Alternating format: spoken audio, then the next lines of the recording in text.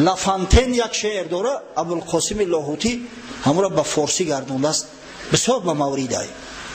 من امیر هفته گذشته در مسجد دملا احکام الدین خوندم، چند تلفن شد که دملا التماس امر یا بردیا تکرار کن، بسیار حیاتی است. میگه خر با بلبل گفته هوس باز، مرا امروز مهمان کن به آواز. مگر بینم که استادی چون است، که هر چیز رهین آزمون است.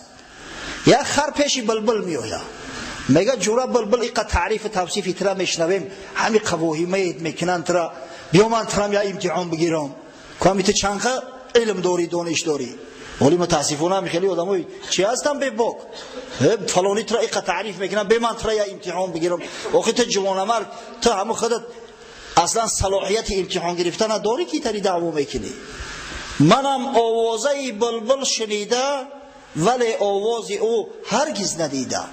من گفت تعریف توصیف بلبل بسیار شنیدم، تا حالی آواز تا نشنیدم. کویا صدا که چه بلبل این شنید آواز برداشت، بپاشید آتش کندر جگر داشت. اگه تصور کنه که بلبل چی نو چه چه میزنه، با خواهشش کردین موافق طلب، بعد در چه چه در اومد، نوایش از زمین بر آسمان شد، به نغمه آتش افروزی جهان شد. درخت و کوه و دشت و برکه آب، چه کودک شد از این لالای در خواب. همین طبیعت به حد لذت برده، میگه که طبیعت دیگه خوابش برده است، خوابی ناز در رفتن. شبان سرمست بر خاک افتاده، اینان گله را از دست داده. به یاد یار میزد نوشخنده، همه افکند در آتش سیپنده. حتی میگه رمبان خوابش برده است، هر سه گله و رمش پراکنده شدی هم پروا نداره، مست شده است دیگه.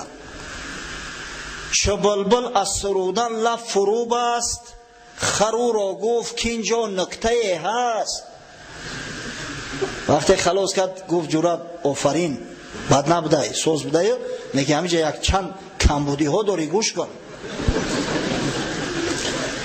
توانم گفت که آوازت بدک نیست، زی الحانی تو بعض بینمک نیست.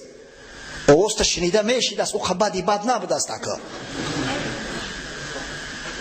ولیکن کاش زحمت میکشیدی، خروسان دهی ما را بدیدی. زی استادان خشخانی سحرخیز، همه آموختی لحن دلاویز.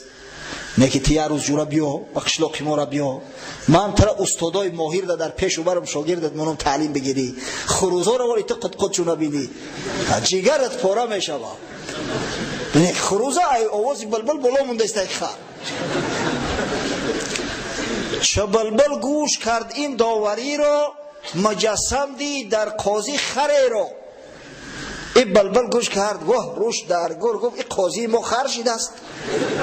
به هم برزد دو بالا دور شد دور، میان شاخساران گشت مستور. گرفته پیشش با گفت خدایا از خران ما را نگهدار، از این خرداوران ما را نگهدار. انمی سعد ابن معاذ هم وقتی خداوند هدایتش کرد گفت خدایا از خران یهودی ما را نگهدار.